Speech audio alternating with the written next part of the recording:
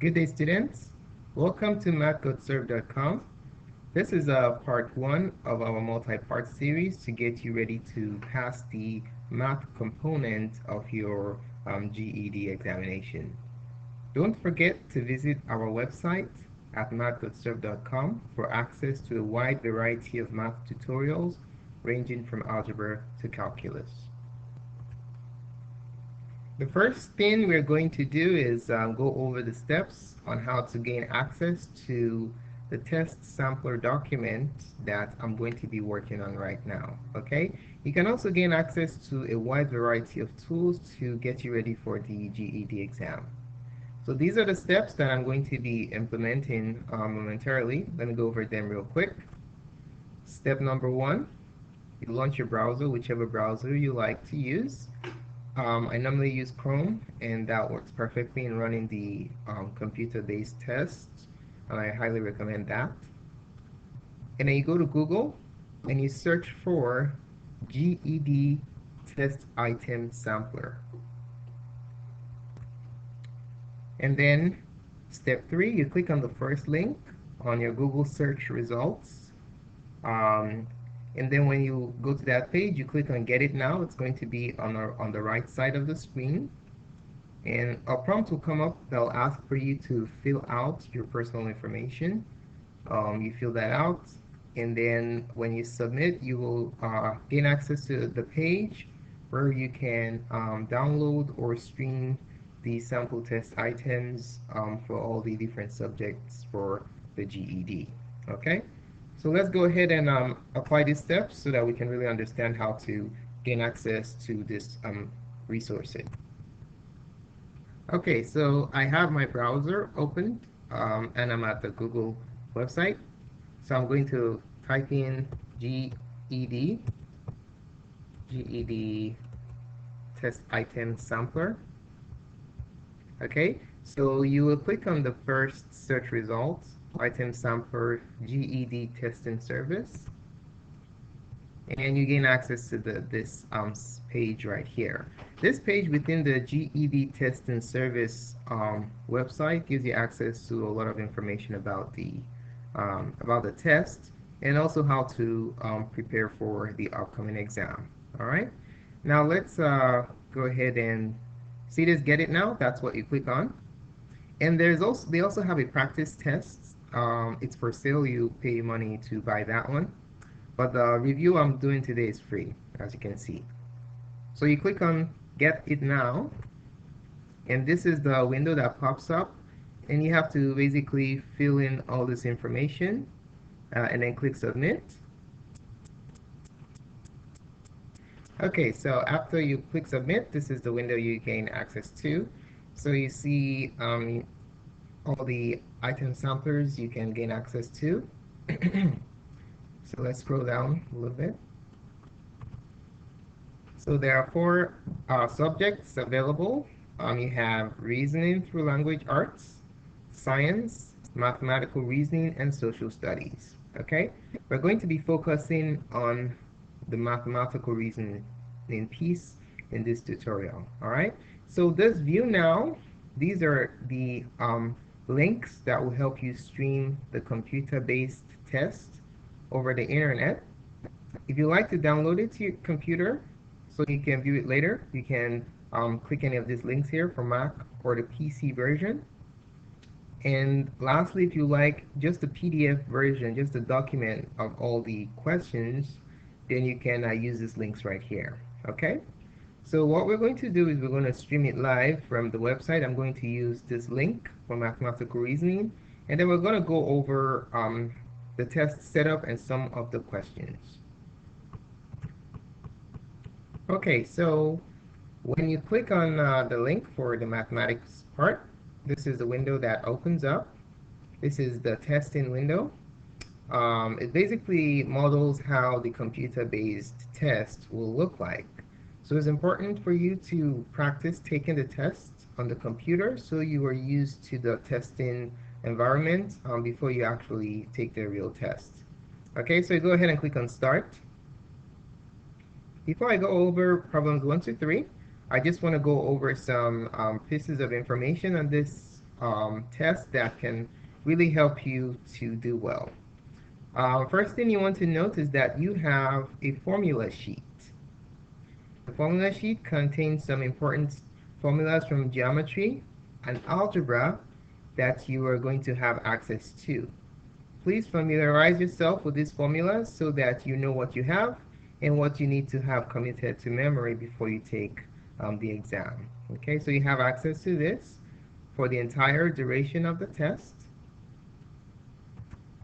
You also have access to a calculator. Okay, the TI-30XS calculator. It has all the basic operations. It also has sine, cosine, and their inverse, including tan. Those are the trig functions. And then you also have access to exponential and logarithmic functions too. Now, this on the item sampler, the calculator is not operational. It's just there just to give you an idea as to what's going to be present on the day of the test. Now, note this point carefully. The calculator is not active for all questions. Some of the questions you will not be permitted to use a calculator for, okay? So you cannot rely 100% on the calculator. The problems that I use a calculator for, that involves a lot of arithmetic involving decimals, you should feel free to use a calculator, but the problems that calculators are not allowed for on this test, you need to learn how to do them without the calculator, okay? So you will not always have access to the calculator. Keep that in mind. Now, if you're not familiar with how to use a calculator, or you have some questions during the test, there's a calculator reference here that tells you how to take advantage of some of the features in this calculator. For example, it shows you how to enter fractions, mixed numbers, different things of that nature. But my advice to you is familiarize yourself with how to use this calculator before taking the test. All right, so now it's time to go over some questions. All right, for question number 1, it reads, a painter rented a wallpaper streamer at 9 a.m. and returned it at 4 p.m. He paid a total of $28.84. What was the rental cost per hour? Okay, so we're looking for the rental cost per hour. Now, if you take a look at what you're looking for, it basically tells you the formula. The formula is inbuilt in what you're asked to find. So you're looking for cost. What is the cost? $28.84, $28.84. Per, what does per mean? Per is an operation, and that operation is division, okay? So you're going to take the entire cost and divide it by the hours.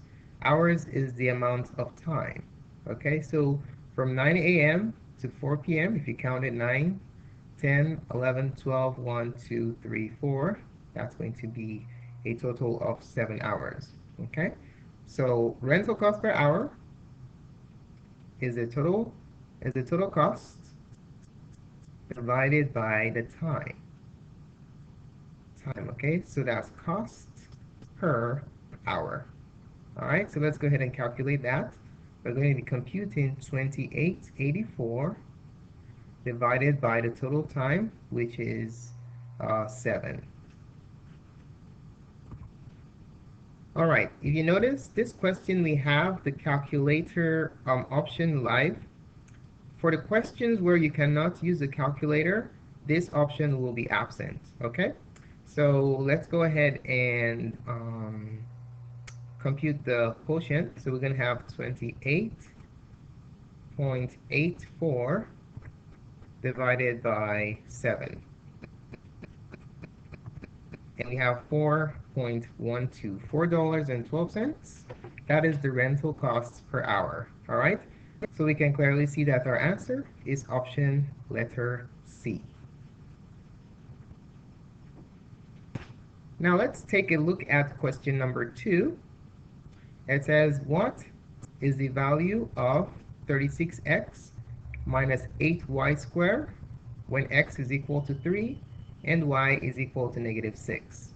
Okay, this is an order of operations problem and also an evaluation of functions at a particular value. Okay, so we have this two variable function here, and if x is 3 and y is negative 6, and we have the expression 36x minus 8y squared, all we are simply going to do is take the value of x and plug it in here, and take the value of y and plug it in here also. Okay, so let's go ahead and carry out that substitution. We have 36 times 3, because that is the value of x, minus 8 times, instead of y, what do we substitute? We substitute negative 6, right? And then raise that to the second power. Now this expression can be simplified using the order of operations. Please excuse my dear Aunt Sally. Parenthesis first, exponent, and then multiply, divide, left to right, add and subtract, left to right. Now, since this is a calculator active problem, we can just simply use our calculator to evaluate the value of this expression, okay? So you have to be really careful to ensure that your grouping is done accurately.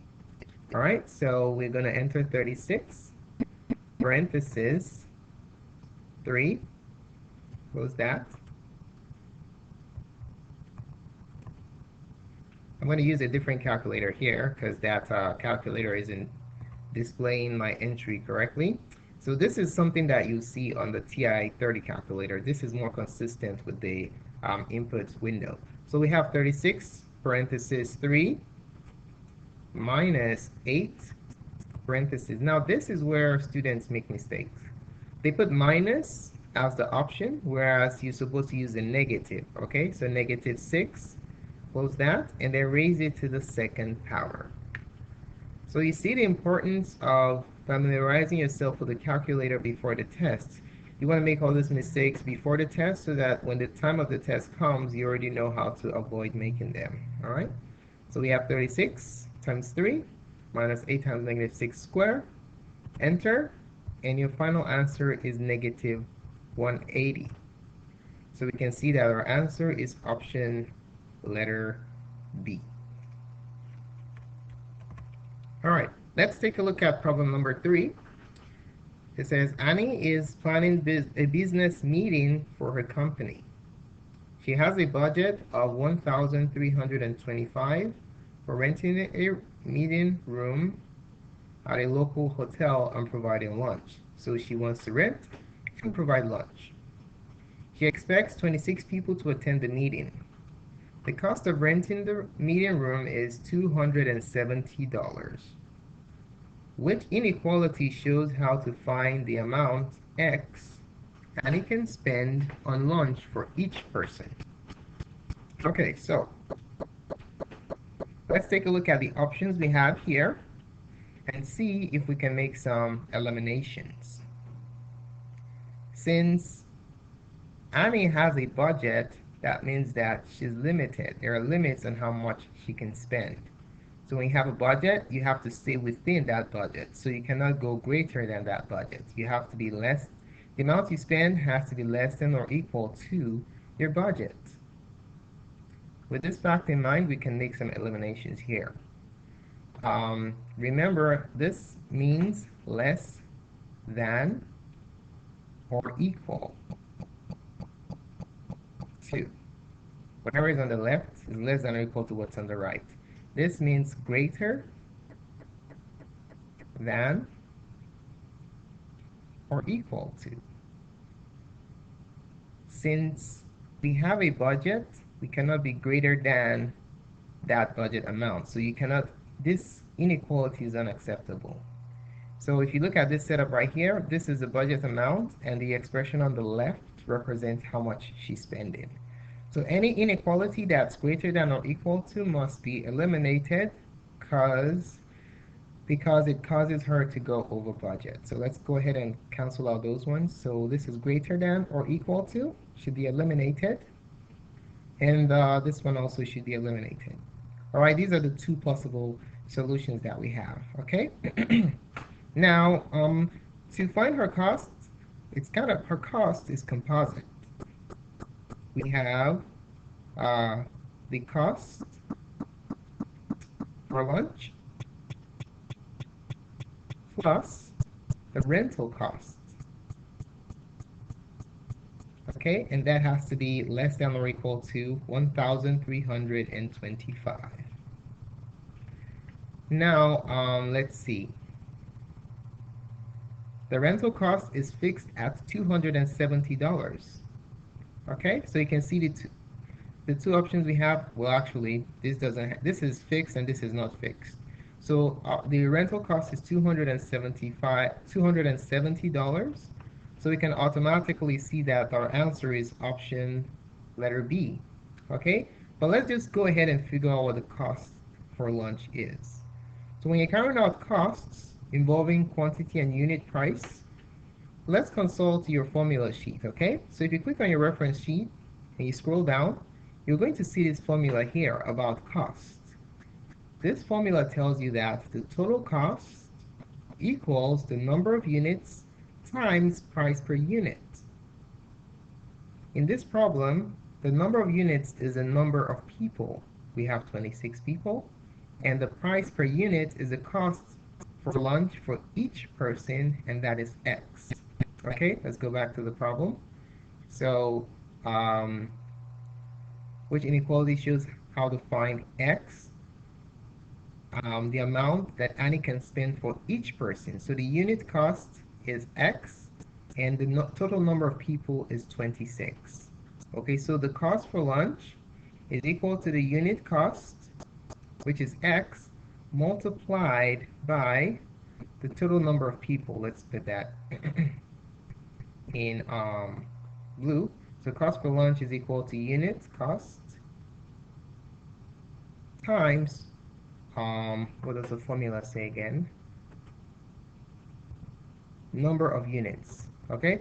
And this problem is number of people. Okay, so number of people. And then we're going to add that to the cost of rental. Remember, the cost of rental is 270. It doesn't matter how many people come, the price is just 270, okay? All right, now if we substitute what we have, we're going to have the unit cost, which is what we're looking for, X, times the number of people, 26. That is the cost for lunch for 26 people, plus the rental, 270. That has to be within budget. It has to be less than or equal to 1,325. All right, so if you rewrite the final answer, this is 26x plus 270 as less than or equal to 1,325. Your final answer is option letter B. Okay, so that's that. Thanks so much for taking the time to watch this presentation. We really appreciate it. Feel free to subscribe to our channel for updates to other cool tutorials such as this. And do post a comment in the comment section to let us know what you think about this presentation. And do give us a thumbs up in this presentation. We really appreciate it, and it encourages us to do maybe the next part if we can get significant participation in giving us thumbs up. More clips can be found on mathgotserved.com. Thanks again for watching, and have a wonderful day.